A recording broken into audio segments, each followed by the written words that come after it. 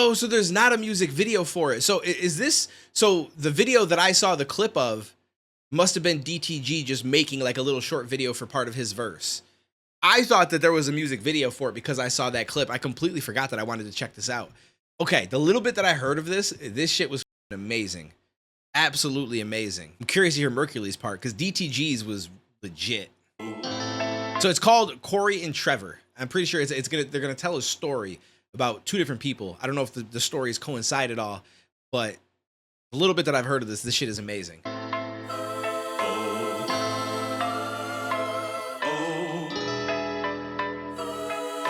already like this beat too. I don't remember the sample.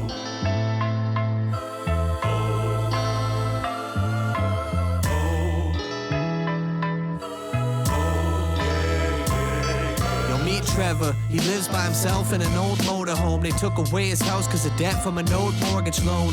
Sells dope from his couch off a stone mobile phone. Last week he went out, got jumped and left with some broken bones. This week he's been a nervous wreck. Whole world's a mess. Yeah, he's on Percocets and even coughing hurts his chest.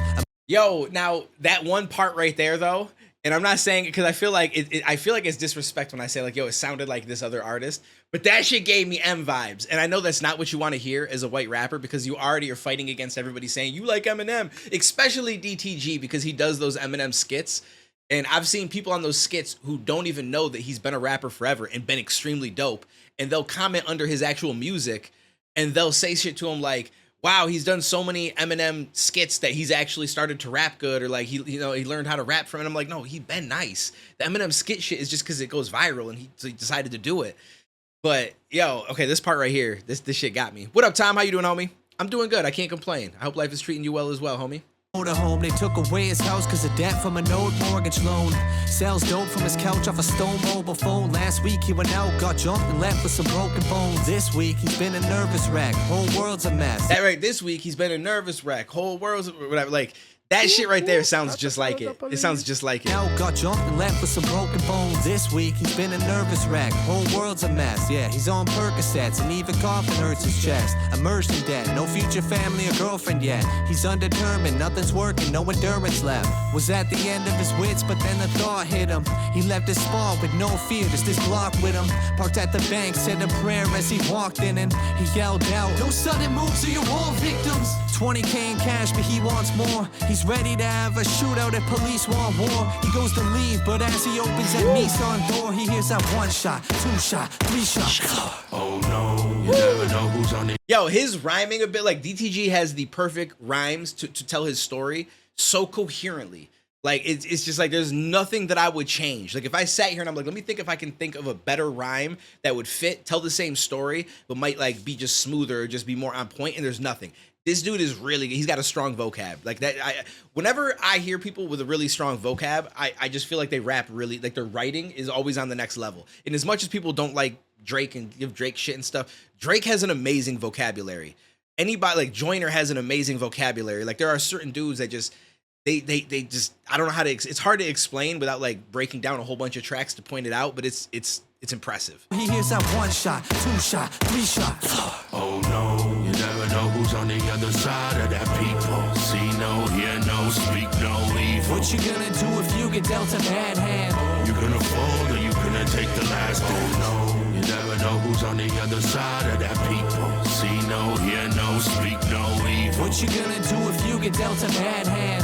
You gonna fold or you gonna take the last dance? Me, Cory, all alone, stuck in a foster home system. When no one gives a fuck, it makes it hard to go missing. Joined the gang, learned how to bang, and learned the ways of the streets. They taught him never talk to cops because we hate the police.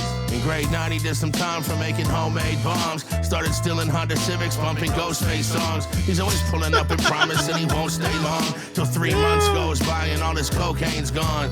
Yo, I blame Ghostface. Ghostface was the cause of this whole story. It's Ghostface's fault. Yo, that's wild. To the streets, they taught him never talk to cops because we hate the police.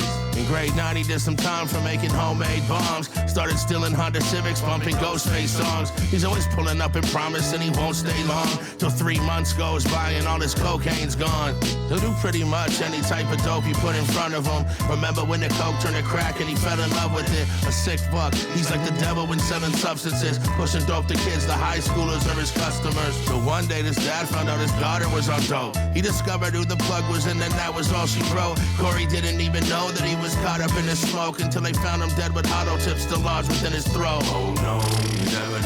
Hey, listen, I'm sorry that you had to go, Cory, but shout out to Pops, because that's a father right there. He said, yo, he found out who was the plug selling his kids some shit, and then he went and took care of it. Not that you should do that. I'm not, I don't wish violence on anybody, but at the same time, I can understand where a father would come from when you try to bring their kid down this certain path of drugs and and you're the person that's supplying it to them. Although it is a choice that they're making, they're still young, and you are the reason they're able to make this choice. So I'm on the father's side on that one. I really am. Pushing dope to kids, the high schoolers are his customers. So one day this dad found out his daughter was on dope. He discovered who the plug was and then that was all she wrote. Cory didn't even know that he was caught up in the smoke until they found him dead with hollow tips still lodged within his throat. Oh no, that's just crazy. On the other side exactly, Ryan. Gotta do what you gotta do sometimes. What you gonna do if you get dealt a bad hand? You gonna fold or you gonna take the last stand? The only problem with that, though, that's sad, is that regardless of that situation, the father is going to end up going to jail for that. So now it's like she loses her father, and in reality, it doesn't mean that he stopped anything from happening, unfortunately, right? Like the daughter will just eventually find another plug, most likely. And now the father's not going to be there to protect her. So that is kind of the sad part of that story, honestly. You never know who's on the other side of that people. See no, hear no, speak no evil. What you gonna do if you get dealt a bad hand? You gonna fold or you gonna take the last stand?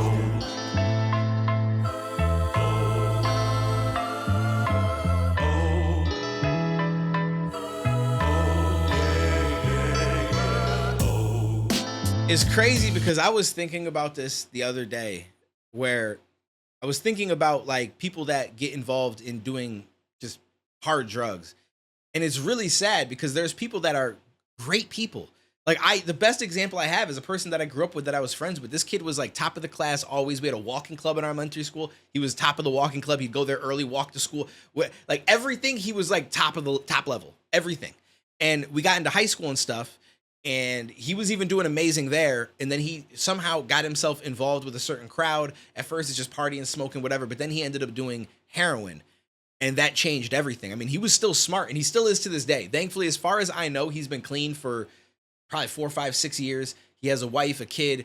So hopefully everything's good. But not only did that, like, the heroin changed him, first of all. When he quit and everything, like, he's more like very like, yeah, no, I'm just chilling. Like, he's very like low key now. Whereas before he had mad energy, kind of bouncy, bubbly personality. Like, he's still a good dude, but it definitely took from him who he was.